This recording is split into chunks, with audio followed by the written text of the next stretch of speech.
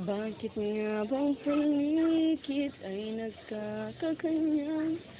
Ang bawat tao ay hindi kaya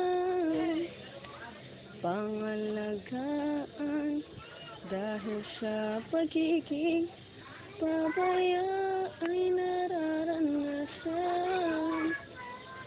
Bilang paggamot ng mababahong basura dahil sa pagiging pabaya nila. Kung mula sa inyo maayos din ito. Nais kong kayo ay laging nasa tama para tayo ay malinis na. Linis ng paligid natin pagsaluhan.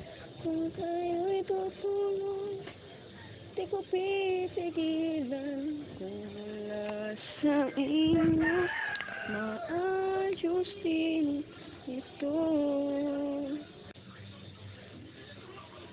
Bakit nga bang paligid ay nagkakaganyan? Taligasan na naman, sinisira ng iba, pinabaki ng iba, dinudungisa ng iba, sunod dito, sunod dyan, mga hangat at mga yun, kaya ka nabigat ka, ang mga